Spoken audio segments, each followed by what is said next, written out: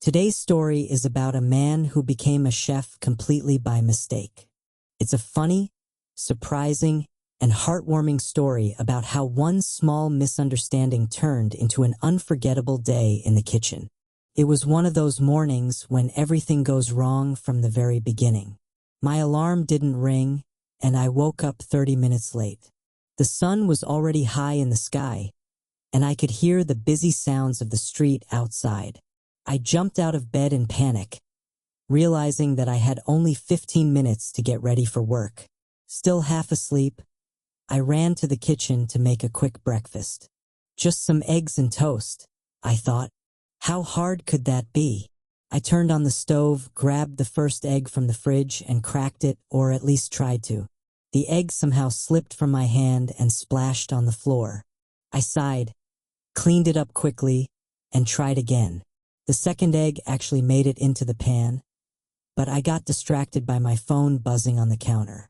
When I looked back, the egg was black, completely burned. The smell was horrible. I opened the window, but it was too late. The smoke alarm started to scream. I tried to stay calm, but the situation was turning into a real disaster. I reached for a towel to wave the smoke away, hit a glass by accident, and it broke on the floor. A few seconds later, my neighbor knocked on the door and shouted, "Are you okay in there?" I wanted to disappear. Finally, I gave up. I made a sad little sandwich with cold bread and cheese, looked at my kitchen, which now looked like a crime scene, and said out loud, "Maybe cooking isn't for me." I laughed at my own words, not knowing that later that same day, life would prove me completely wrong. That morning, I left home in a rush, smelling like burned toast, holding my sandwich, and with no idea that I was about to become a chef by mistake. After my morning disaster, I decided to stop thinking about food for the rest of the day. I took the bus to the city, hoping the day would somehow get better.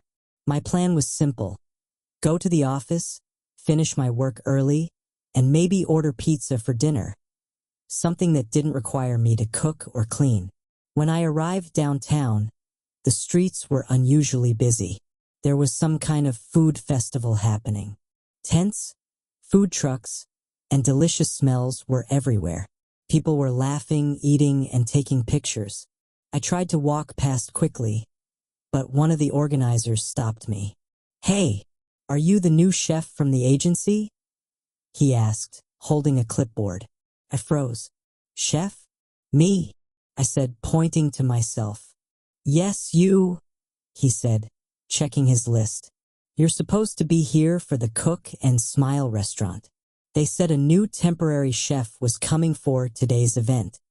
I opened my mouth to explain, but before I could say anything, he handed me a white apron and a chef's hat. "You're late. Hurry up. People are waiting for the cooking show." For a moment, I wanted to tell him the truth, that I could barely make toast without burning it. But everyone around was in a rush, and honestly, it felt easier to just go along. Maybe I could help clean or serve food, I thought. So, without understanding how, I found myself inside a small tent with shining metal counters, pots, pans, and so many ingredients I couldn't even name. The smell of herbs, garlic, and butter filled the air. The other chefs were busy chopping, stirring, and shouting orders. A tall woman wearing a black uniform looked at me and said, "You must be the assistant chef. Great.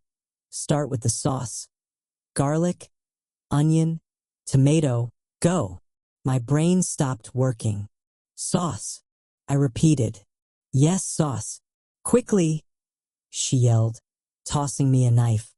And that was the moment I realized I was in big trouble. The person who couldn't even fry an egg, was now standing in the middle of a professional kitchen, pretending to be a chef. I took a deep breath, looked around, and whispered to myself, "Well, how bad can it be?" Little did I know the answer was very bad. The kitchen was like another world, hot, noisy, and full of energy. Everywhere I looked, something was happening. One chef was cutting vegetables so fast that I couldn't even see his fingers move. Another was shouting, "Where's the salt?" while someone else ran past me holding a tray of flaming meat. I stood there, frozen, holding the knife the woman had given me, wishing I could disappear.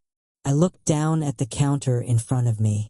Garlic, onions, tomatoes, and olive oil, simple ingredients, but to me, they looked like pieces of a puzzle I didn't know how to solve.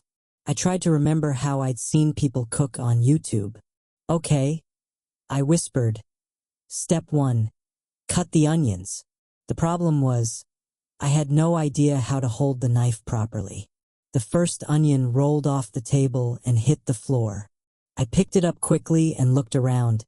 Thankfully, no one saw. The second onion, well, it didn't survive my technique. Pieces flew everywhere. My eyes started watering, and I sneezed so loudly that everyone turned to look at me. "Bless you, chef," someone shouted. I forced a smile and nodded, pretending I knew exactly what I was doing. Then came the garlic.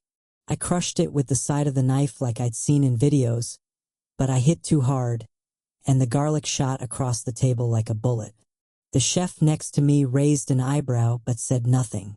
My hands were shaking, and I could feel sweat on my forehead. Finally, I poured olive oil into the pan, a bit too much, and then threw in the onions and garlic. The sound of sizzling oil filled the air, and for a brief moment, I felt proud.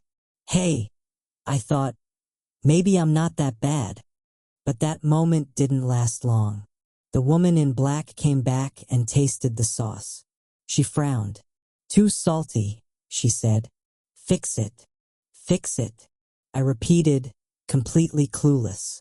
I didn't even know how to fix anything in life, let alone a sauce. So I did what I always do in panic. I improvised. I added more water, then more tomatoes, then a little sugar because I remembered seeing someone do that once. The sauce began to bubble and splash, painting my white apron red. People around me were working perfectly in rhythm, but I was creating chaos at my station. And yet, despite everything, the smell, the noise, the stress, I felt something strange. I was actually enjoying it.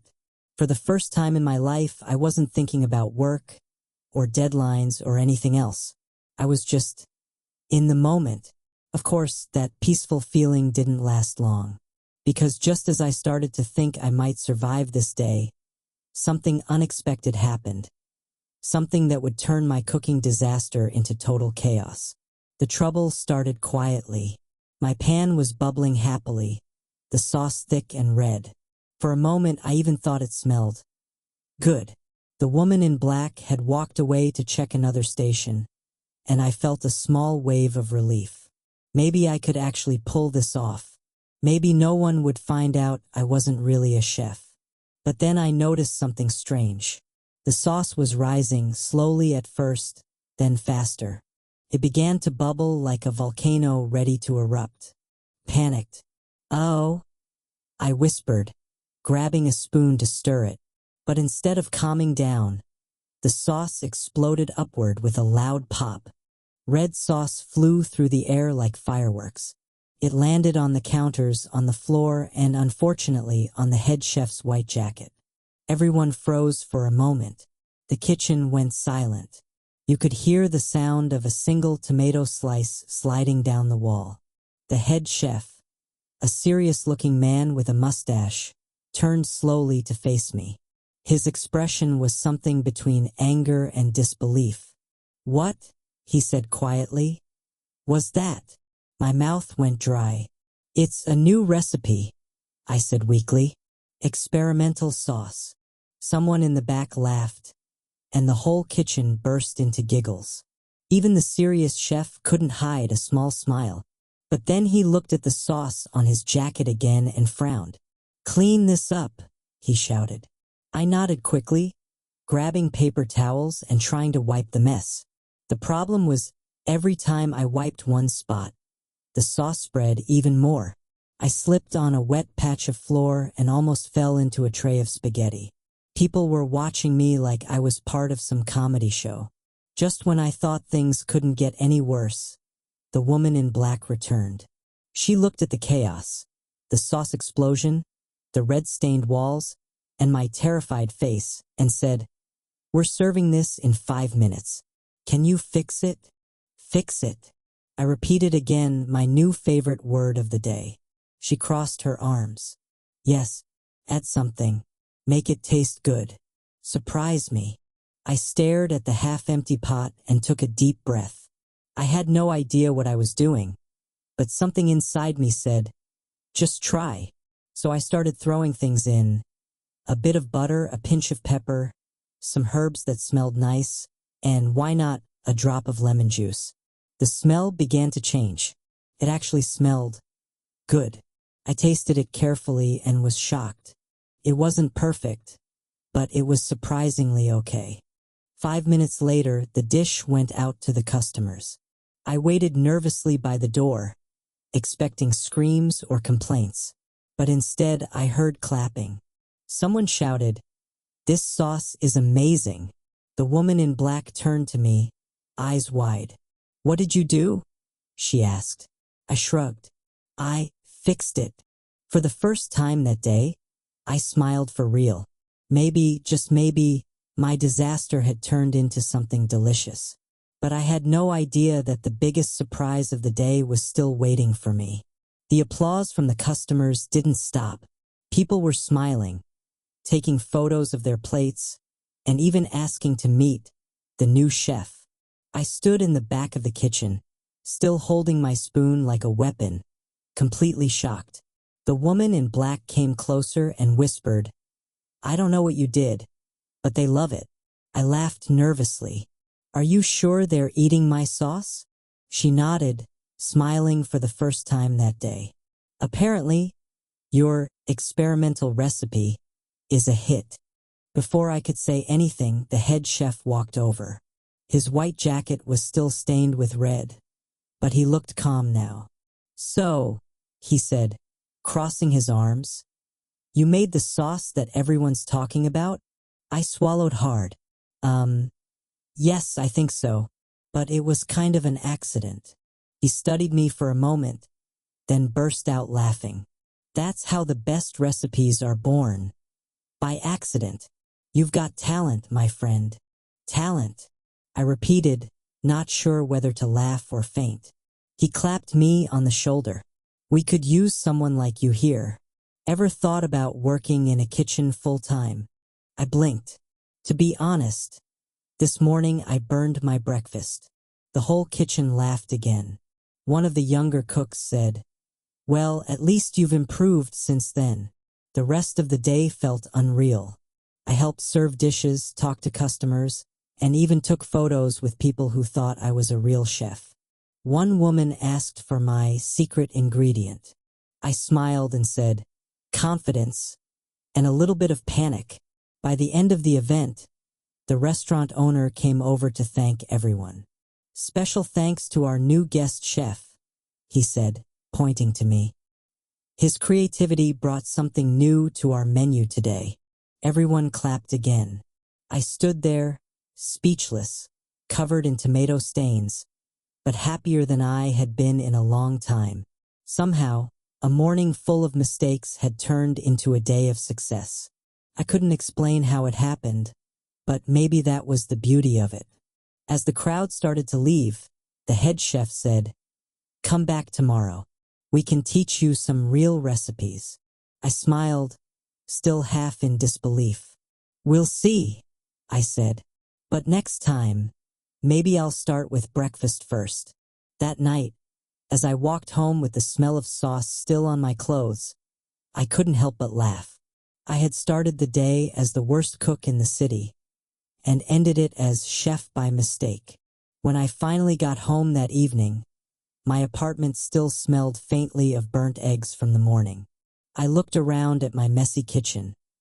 The broken glass, the dirty pan, the half-burned toast still sitting on the counter.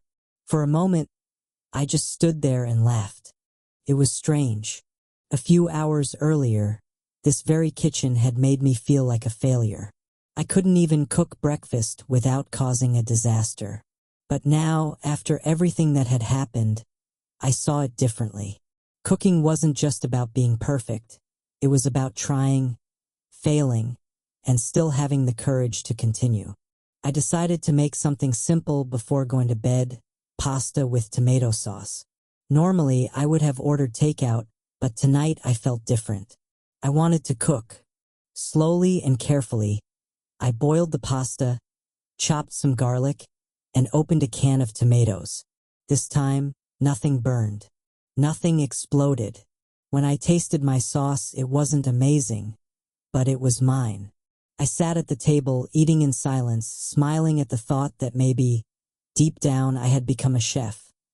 Not by training, but by mistake, and maybe that was even better. As I finished my dinner, I thought about the day. Sometimes life gives you the best experiences when you're completely unprepared. One small misunderstanding can lead you somewhere unexpected, somewhere you actually belong. Before going to bed, I washed the dishes, looked at my clean kitchen, and said quietly, "See you tomorrow, chef." And that night, for the first time in a long while, I went to sleep not worrying about what could go wrong, but smiling about everything that had gone wrong and still turned out right. That was today's story.